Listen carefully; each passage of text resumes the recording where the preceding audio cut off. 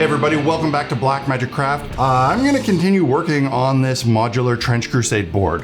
Initially, I made enough of these modular trench pieces to fill a 3x3 play area, which is like the smallest size you can play the game on. But who am I kidding? I'm going to want a full 4x4 board. And when I lay these out on a 4x4 play area, it leaves quite a bit of extra empty space. So I'm going to take two big chunks of thick foam and create a sort of no man's land. This will be two tiles that butt right up together and completely go across the board with no trenches going through them. Foam's a bit thicker, so it's going to give some elevation, blocking a little bit from both opposing sides of the table. But since it'll be modular, it will also be able to be placed on like a board edge. It doesn't have to go in the middle.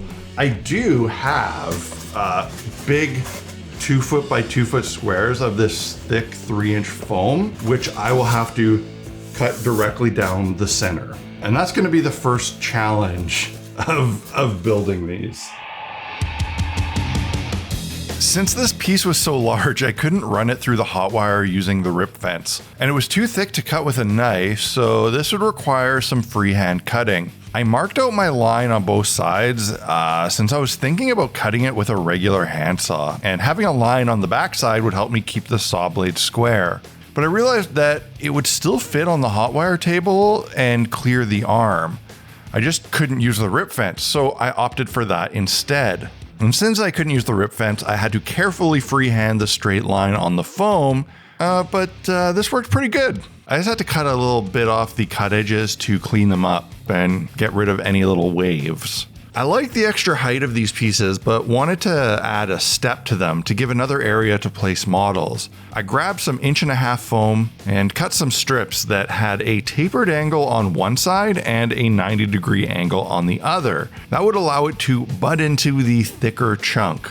I made sure that this left a flat area that was deep enough for model bases to comfortably be placed on. And I was slightly concerned that the added width might make these pieces too big to fit on the board nicely, and I didn't want to find that out after putting in a ton of work on them. So I took a moment and set the board back up to make sure the size worked well, and thankfully it did. I thought it might look a little strange to have the upper wall of these trenches be completely vertical when all the other sides were slightly sloped. So I decided to cut an angle on them as well, but I made sure to only cut that angle on the top portion so that the bottom 1.5 inches stayed square and plumb so that my strips could properly butt up against them. Once I was happy with everything, I glued the strips in place with hot glue. I've had a lot of questions lately about hot glue and foam, so I'll point out that I use a dual temperature glue gun as well as dual temperature sticks, and switch between high and low temp depending on the task. If I'm working with small pieces of foam like brick, I use it on low temp. But if I'm doing big pieces, I switch to high temp so that the glue doesn't cool before I have a chance to squeeze the pieces together. The high temp also creates a really strong bond on big pieces since it slightly melts the foam. I covered the vertical faces with the same corrugated paper that I used on the other tiles, but I decided to do one side of them running vertically and the other side running horizontal. I like the idea of one side being occupied by the forces of heaven and the other side the forces of hell, so I wanted to take even little steps like running the corrugation in different directions to differentiate the two sides visually. In this mindset, I opted to do the duck boards on one side with corrugated sheets, but with wood stir sticks on the other, making a more traditional looking wooden plank walkway. On the all metal side, I also added some random bits of corrugation to look like areas that had been haphazardly repaired during battle. And I did some big battle damage on the edges, but I didn't go too crazy with it, as I wanted these middle sections to be pretty clear to place scatter terrain on as needed. This particular foam that I'm using is very dense, much denser than the stuff that you can find on hardware store shelves. This is good because it won't dent or compress if it's leaned on, but it also makes carving in craters surprisingly difficult. With the tiles constructed, I jumped into the big task of covering everything in a layer of sculpt-a-mold mixed with black paint. I don't think I've ever covered an area this large with sculpt-a-mold before. I found the best way to deal with it was to just get enough material blobbed onto the surface to cover it, and then spread it and smooth it all out with a putty knife. I also applied the compound continuously across both tiles despite them being separate. I wanted the seam to be as invisible as possible, so I made it bridge the gap so that I could then break them apart once dry, hopefully leaving a pretty seamless transition. I also took a bit of a risk and covered all the wood planking. I wanted to fill in the space and give some messy texture so it looked like the planks were embedded in mud. To make sure that all that great wood material wasn't visually lost, I cleared off the excess with a damp sponge.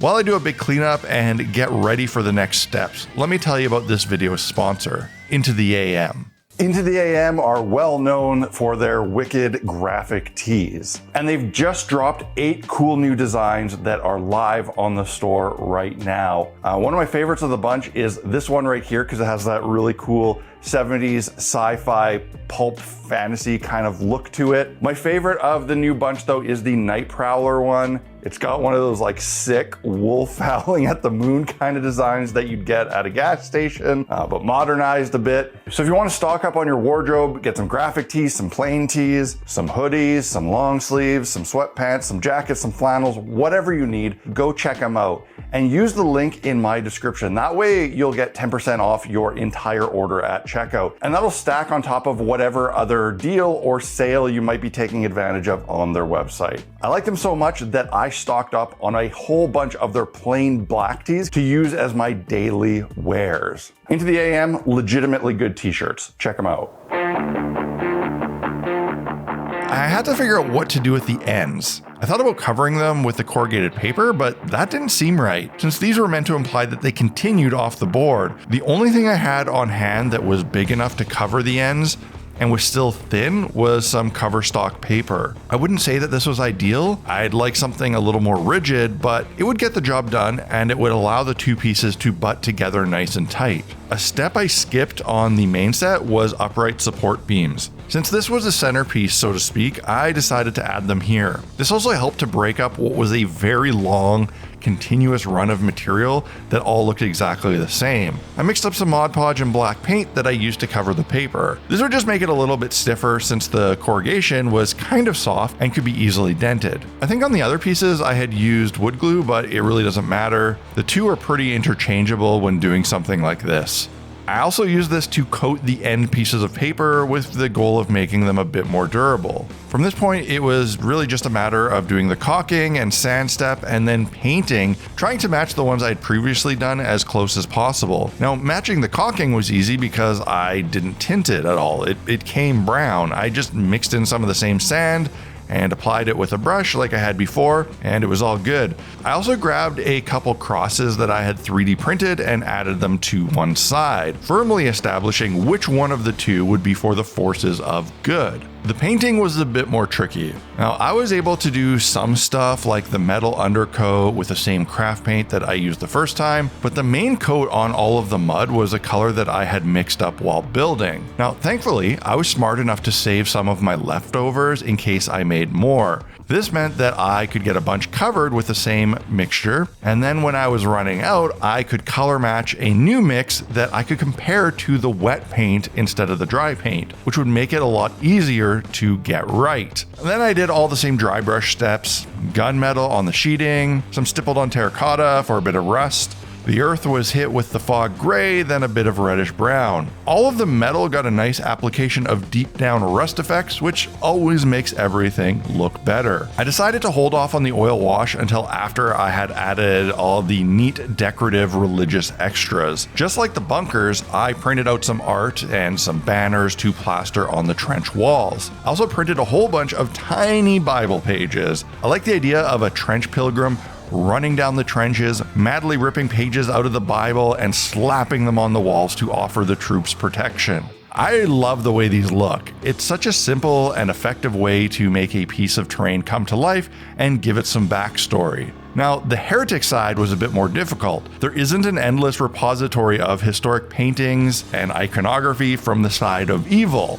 So I made some simple crests or banners using demonic sigils. I made them look a little less plain by splattering on some blood. And using these symbols meant that my craft space was now certainly haunted with evil spirits, and I myself may be possessed by evil forces. Seriously, these symbols, super serious guys. You shouldn't mess with them. I had prepared for this build by 3D printing a whole bunch of very tiny crosses at different sizes. This was a big pain in the ass to print and remove from supports, if I'm being honest, because they're so small. They would also be a pain to prime and paint. The best solution I could come up with was using some double-sided tape on some chipboard to hold them all in place while I airbrush them with some white primer. I like the way they look just plain white. It would give a nice contrast to the very dark piece of terrain and make them really stand out from a distance. So I decided to keep them just plain white. That would later be grimed up a bit by the oil wash. I was pumped about how everything was looking, so I could break out the oil wash and dirty everything up. I mixed up a brownish green wash just like last time and applied it to everything, then left it to dry for 24 hours. While that was drying, I painted some poor victims that the heretic legion had crucified. These were 3D models I found on my mini factory that I scaled down to an appropriate size, 3D printed, and just did a simple paint job on. I felt like the heretic side needed just this little bit of extra detail. Another cool element to make it as rich as the other side, and these crucified bodies seemed like just the thing to do this.